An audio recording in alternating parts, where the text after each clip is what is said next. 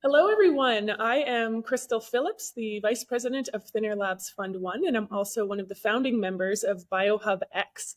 Now, if you've never heard of Biohubx before, this is a really cool organization where it's really a graduation space from academia or for companies in the life sciences spaces that really want to scale their venture and need that lab space, that scalable office space, expertise, community connections, and access to capital. We're here to work with you, connect you with others in this space, and then also use an online community and make sure that you have information and connections to experts like our guest today, Dr. Poonam Tauh, who is going to talk all about IP law. So, very relevant conversation for many of you who are building and scaling deep science companies in either life sciences or other. So, welcome, Dr. Poonam.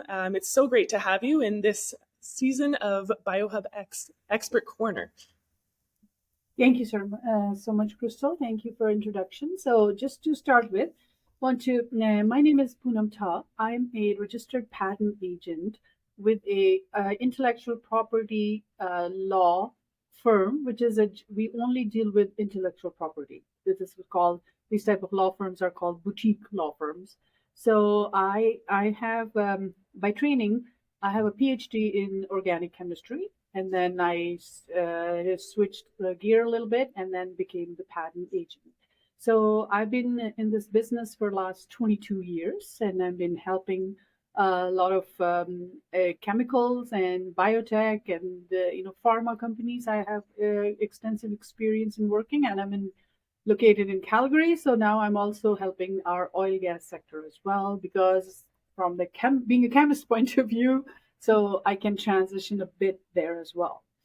And I think from all of nowadays, the intellectual property has become a bit of a buzzword, and that come from those TV shows. And they always come and say, "Do you have IP protected?" Yes, for every business who are bringing something innovative into the market, and that means by default they are creating an asset, and it is an intellectual asset, and that's why it's called intellectual property.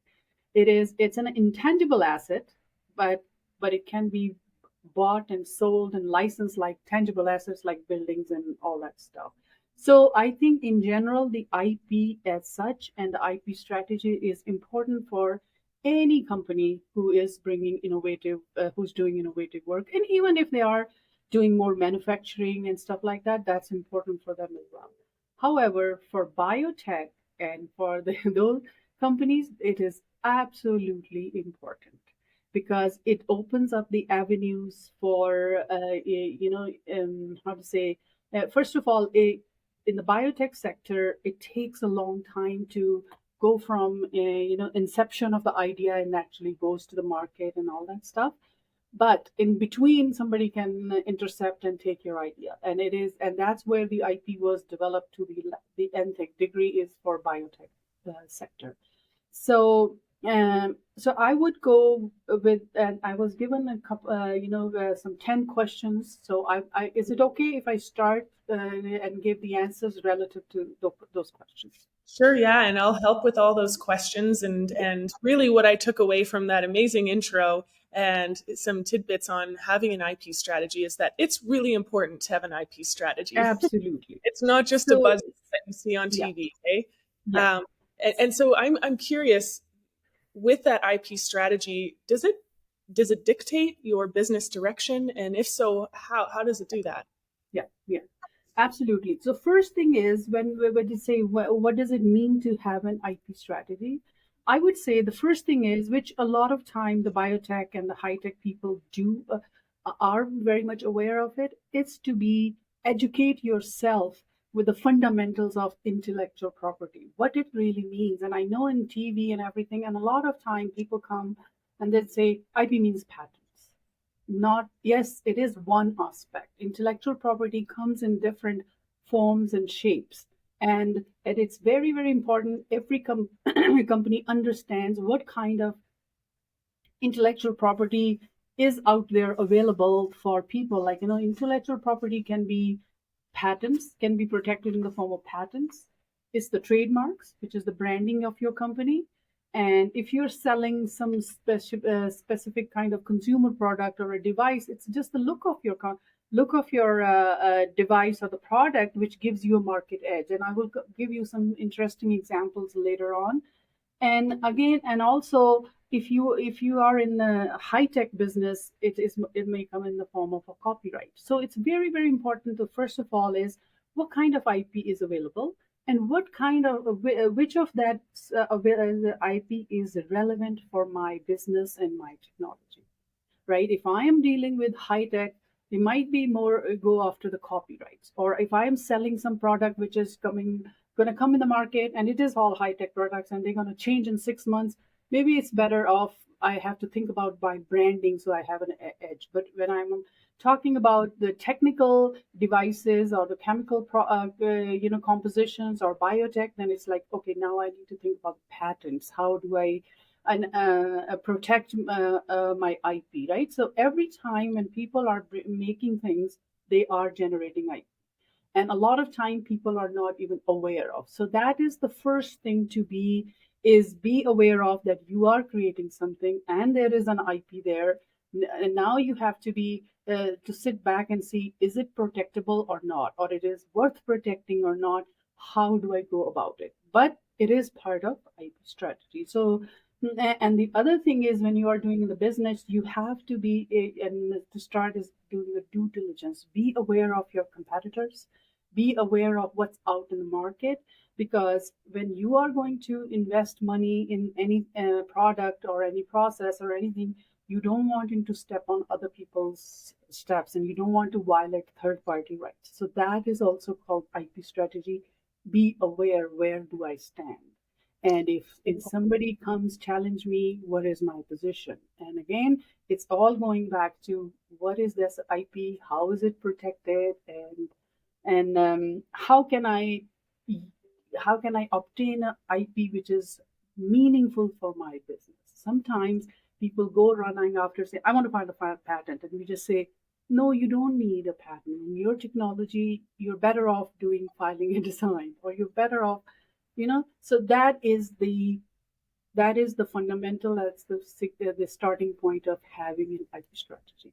And once you are in the business, when you are in this, and when you have talked to some IP lawyer, agent, and we agree, we discuss, and we say, yes, you have something, it's worth protecting, then it comes the next level of the strategies. How do I go about it? Okay, nice. I love that overview. And I have to ask, out of curiosity, you must have seen some pitfalls, people who've gone a little too far without having these decisions already made. What's some of the worst things you've seen, and how can we prevent it by knowing this and having that strategy and choosing the right types of IP protection? So the first pitfall is, most of the IP protection is, it has to be new. So that means you must not disclose this to third party. And the biggest pitfall, which comes from the universities, which comes from the smaller companies, the newer companies, because they have to talk to other people to get funding, to get some investment. So they disclose the idea, and somebody takes that idea and runs away with it. And for protecting the IP, in particular for patents, it's all about who was first to file. And somebody steals your idea, they're gone. So that's the other part of IP, is be aware of the presence or existence of other, agreement type of. So when you're going to talk to somebody, you need to think about what kind of non-disclosure agreement I'm going to have once before I started talking to the third party, or what kind of contract I'm going to have with this party. And on top of that, a lot of times the pitfall comes is when there's a fallout between the people who are working for the company, and it also happens more so in the universities, where the students and the postdoctors are doing the work, and they're saying, we are the inventors, and it's like, who owns the IP? So this is all part of IP strategy, to be aware of it, and made aware to educate your employees and your contractors to say who's going to be owning this IP and who has the obligation for what. And also, we do not disclose it to anybody premature. Oh, you really have to front load the work, hey? And you must have some Exactly. examples, some real live examples. You said academia kind of broadly, but do you have some specific examples you're willing to share? I have very, very funny example actually I want to share. Like we can't give the name.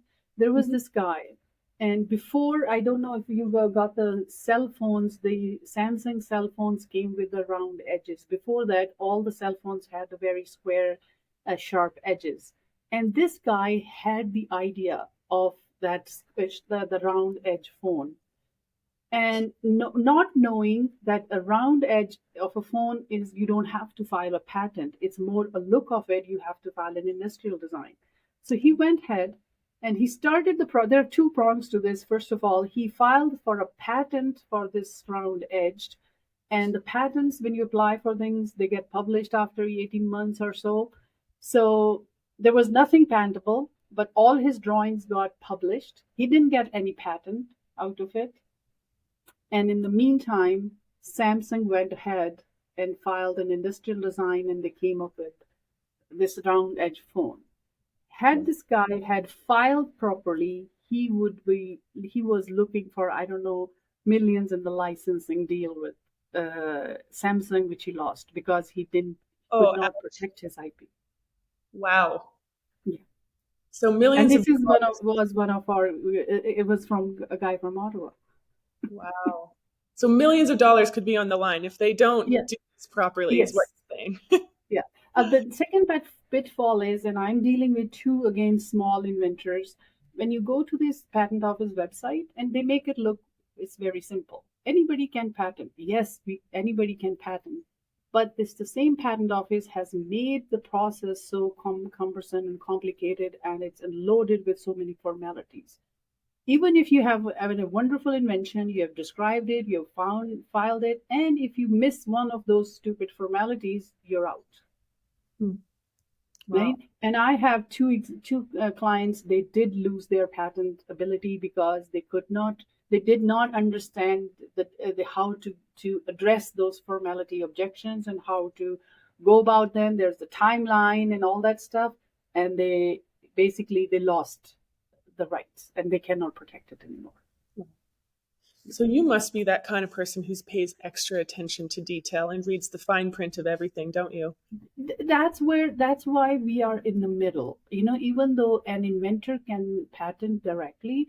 That's why we are here, and most of the intellectual property lawyers or agents, they have to be by training some sort of science background. So like in our company, I'm a chemist, a phd in chemistry. I have colleagues phd in biochemistry. I have people phd in quantum physics and mechanical engineering. That's why we are here, because we need to understand what the technology is, translate it into in a format which the patent office want, and also we learn those formality requirements, and that's where our job is. That's why we said we will be here and we'll take care of all that, and if anything happens, the onus is on me. Kind Yeah. of. Wow.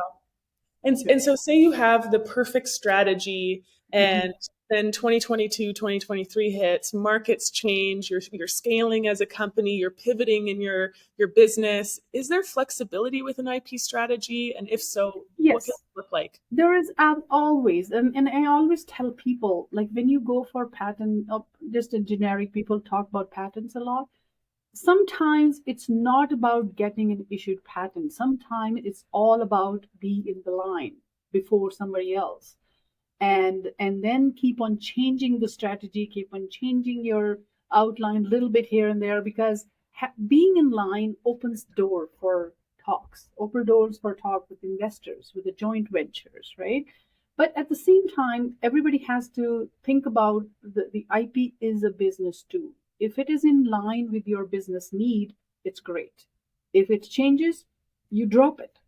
Whatever you're protecting, trying to protect, if it is not in line with your business, it's not going to help your business, stop wasting money. Start afresh with something else which is in line with your business. That is the most important aspect of IP strategy. Wow. Okay. That sounds very important. And so you have a patent and your company is pivoting. What may you infringe upon if things change, others are similar. How do you pivot? There's one important thing I actually explain to companies is patents don't infringe.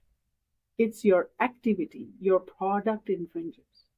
So sometimes there is an IP strategy, and I can give you an example of my real life Calgary client. They have they developed or they improved on a technology which was covered by a patent in the US and Canada, but they were the improvement. In general, if you have somebody has a blanket sort of idea already protected and you're making improvements, you still have to go and get a license from those people. However, nobody can stop. You don't need license to apply for a patent for your idea, right? So the IP strategy was, we looked at it. It says this blanket patent is going to expire in year 2023. So in the meantime, you start protecting your new improved idea and keep on working on it, but don't make it, don't sell it until that patent is expired. That's one strategy. The other one is sometimes we do fall. Whatever we are doing, we do fall fair and square within someone else's patent. The very first thing I want to tell people is don't panic at the first glance. You need to, again, sit down with a patent lawyer or an agent to actually figure out or find out, do we really, again, does our product or activity falls within the claims of the patent? The patent has different parts. Everything is written in the words.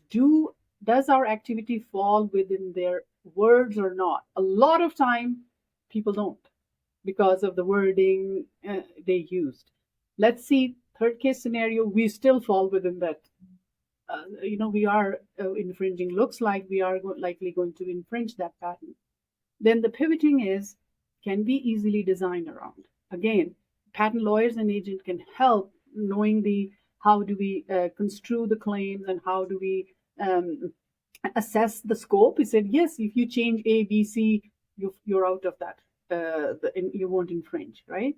Let's see, we can't do that. And then the last option is maybe there's a worthwhile, approaching the company and say, we are doing this, and can we get a license for it? Okay, I love that. Yeah. And so, with that being said, there's obviously a lot of moving pieces. You can have this flexibility. Your companies change, the markets change. Yeah. I'm assuming that when you work with a new client, this is a long-term play. This is a relationship. It is. So a lot of back and forth, a lot of do you do an annual checkup with these companies, or you're in consistent communication? How does that look like, the relationship?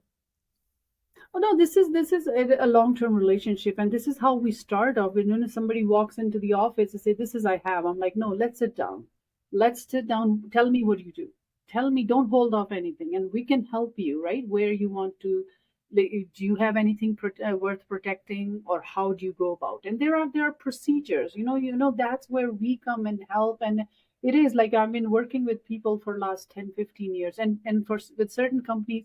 We grew with them. Like we started off, they had this IP, and then it was helpful for them to get the funding from people or the investments. And at some point they said, "Oh, this is not going any further. We are not making it. We have changed our direction." I say, "Okay, let's start protecting that. Let's drop this." But it's still like you gradually build upon your previous action. And again, I'm saying using IP as a business tool. So do not, as I always say, don't get too emotional about it. If you have to drop it at some point, drop. I feel better on behalf of entrepreneurs already listening to that. Yeah. And then, so you addressed this a bit, but how do companies grow with their IP strategy? We understand. See, this one example I gave you, the people, they were very new. They said we had this idea. And it works really well, it's improvement. And once we're going to start selling this improvement, people are going to copy us right away, right? So say, let's do not disclose to anybody. Let's start the IP protection. I'm not saying let's get the patent first. Just start the process and tell other people we have this innovation. It's already patent pending, and come and talk to us. In their case, it actually the competitor company, which we knew is their patent is going to expire in 2023, first they tried to scare them by saying that you're infringing us. I'm like, no, we're not infringing. We're not making it. We're not selling it, right? So Mhm. this is how this was give them a good platform. Like there is something interesting they have, which is already kind of protected, and they have got a lot of people interest, and that's where once the money comes in, then you have a lot of avenues opening up within the company. Okay, so speaking about money, a lot of companies are early stage. It Yes. sounds like a valuable area to spend money on, but they probably get told that about all areas of growing a business. Um, are there other funding opportunities, or how do you make recommendations to help early stage companies, especially, or anyone who's kind of struggling with the idea of paying for this? No, we actually it just happened last year or so. It is a fund federal level funding. It is from National Research Council. National Research Council has a group called Industrial. It's called IRAP. So it is Industrial Application Program, something on those lines. They are actually helping a lot of the new startup companies to actually get to have an IP strategy before they start investing too much into what they're doing. So there are two levels, yeah, and I have helped I don't know how many companies to do that, and they have like two, three levels. First level is not a big deal, you go come and talk to any lawyer or agent or whatever.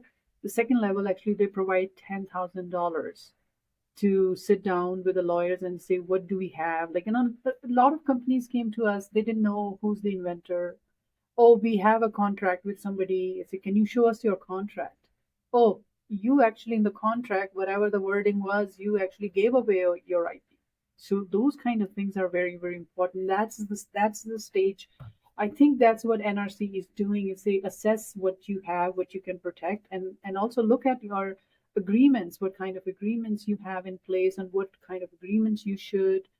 And then once we have that, and then there's a third level, they provide you, I think, up to $25,000 to do the due diligence to find out what your competitors are doing, and what is the landscape, and how you're going to go about protecting your rights. That's a huge platform. At the same time, in Alberta, there is Alberta Innovates. That actually helps, that organization helps and pay for the money to actually file for patents. So there are some organizations available, and I would say they're more available in Alberta than in Ontario. Wow. Yeah. Well, that's good news for Albertans. And Mm-hmm. and on that note, so we're talking about potential funding sources and resources. Are there other resources that you can think of, whether they're books or videos or courses or other organizations that people could look into? It's I don't think any this is again a legal matter, but I think in order to be able to learn, I think patent office databases provide good basic information. I think that I will rely on that more, and that's more accurate. Like, for Canadian Patent Office has, you just go to Canadian Intellectual Property Office, their databases, they provide you general information, what type of IPs are there, and what are that for. And similarly, US Patent Office has it, and then there is a World Intellectual Property Office has it. But if somebody has a question, I don't know about other law firms. We have a very open door policy. If somebody has a quick question, drop us an email, ask us. It's not like, you come in and you pay me whatever. It's not our business model. It's not like that. We are happy to educate somebody if they want some information to how to go about it. Well, thank you, Dr. Tao. And that's a good reminder that anyone who's listening has the opportunity to ask a question in the chat as well. And then you can get a live response here today. Sure. So I have one question that came in, which is about, and you kind of touched on the fact that there's Canadian or North American or maybe global. What kind of patent should I go for first? Should I go for a global patent or a Canadian? And what's really the big difference? First of all, when you file for a patent, the first thing you need to know, where is the market? Why I'm filing for it, right? where is the business? Am I going to sell my product in certain country, or am I going to manufacture it, or what I'm going to do, right? And again, for filing for patent, there is a very specific process, and we follow, right? Again, I would say from the market, like it's not about where do I file first. Anything you file, you have to. Every patent gives you individual rights in individual country only. One patent does not take your rights to the other country, right? So, in general, for people who are then bringing the new ideas, there is a process where you file for a US provisional application first, which gives you a first to file for and give, and then you can start telling people I have a patent pending, but you can still keep on working. And then within 1 year of that filing, you have to decide which countries do you want to go after. And again, the choice of countries depends on where's the market, do you have the funds to go for the protection in these countries. And there is a one big myth everybody says, a worldwide patent. There is no such thing as a worldwide patent. This Okay. is only an avenue. You file a worldwide application, and then you still have to convert that and file it into individual countries of interest. Wow, good to know. Okay, thank you. We have another question that came in. How can I license a technology developed by universities and other research organizations? How can a license is again? It's you need to start bringing. There has to be a conversation to start. Are they interested in your life, in your technology or not? That's the first thing, right? And then we do this a lot, and most of the time, this kind of thing happen when there's both parties are kind of already know what they want, and then they want to license or cross license or things like that, and then they come to us and we help them in setting out the metes and bounds of what kind of agreement you want to have and what kind of royalty or whatever the arrangement. But it has sometimes it's I think it falls on to a lot of time the patent holder to find out who is interested in you, who will be interested in your technology. Thank you. Okay, now I've asked a few of these dramatic questions, but what do you think is the hardest part about implementing an IP strategy? And if you have any examples, that's always great too.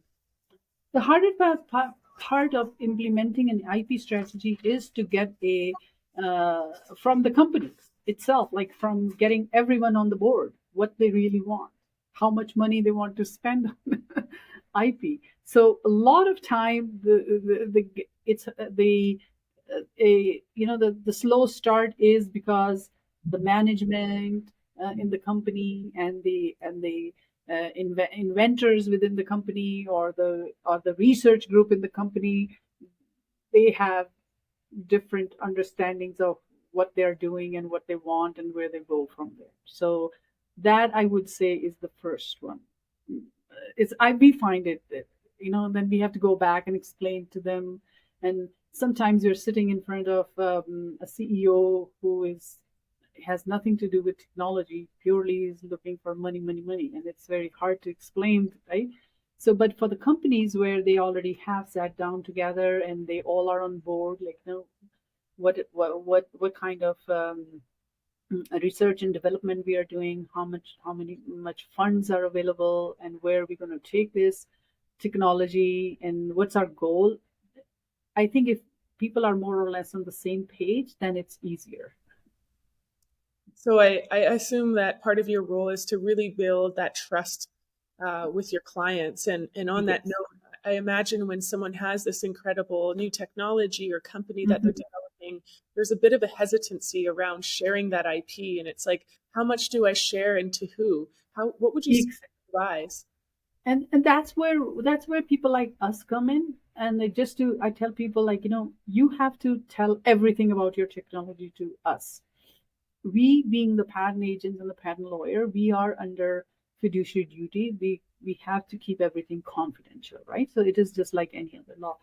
After that, this is where we come in. We look at the technology, we look at what is going on, and we go back and say, you know what, this part of your invention, you can maybe keep it secret. Just don't disclose it. But you have to. There are certain ways, and you keep it a secret if you can.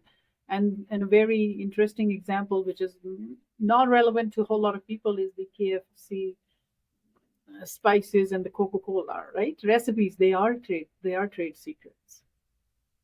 Okay. But there are times when once your product is out in the market, somebody's going to reverse engineer. So then we tell them like how much we disclose. There will be some parts of the invention nobody can reverse engineer. Maybe we can keep them kind of secret. So that's what people like us can give some value and some, I would say, guidance to make those kind of decisions. Okay. Now, so I'm assuming we have quite a few who are listening in the life sciences sector, and you said you had a lot of experience in the pharmaceutical world. Do you have any examples or I guess advice to an early stage founder of a life sciences company who's looking for developing an IP strategy? And are there any nuances that are different for, say, a pharmaceutical company versus an ag tech company or other?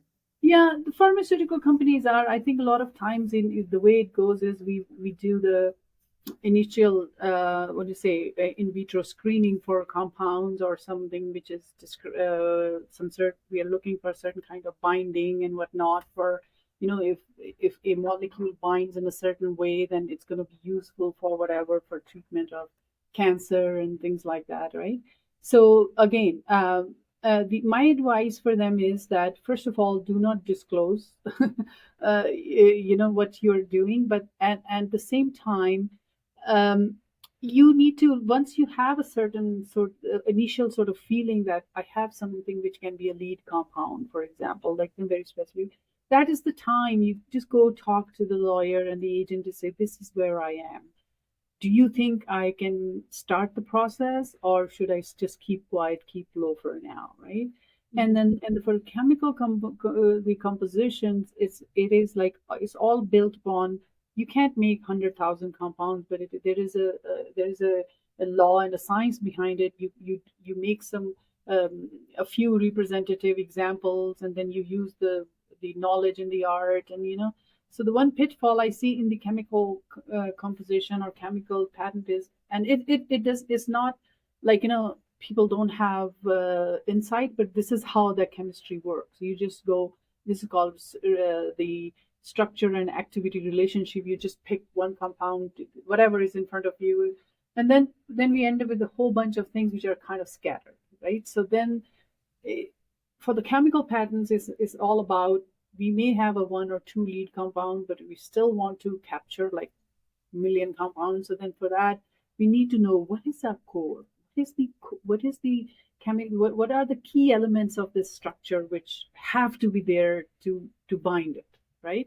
So that is very very important. Without just like, no, I being a chemist, I know how I have done structure activity relationships in the lab. Like, you say, oh, I have available this available, I'm going to test all of those.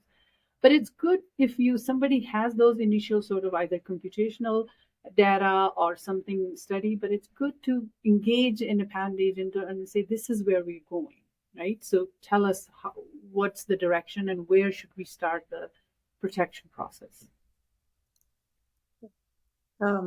So I don't see any other questions from the audience. You have a couple minutes to squeeze them in if you do have any, but I'd love to ask you, Dr. Tauh, if people want to work with you, meet you, or get involved in any way, how do they reach out and get started?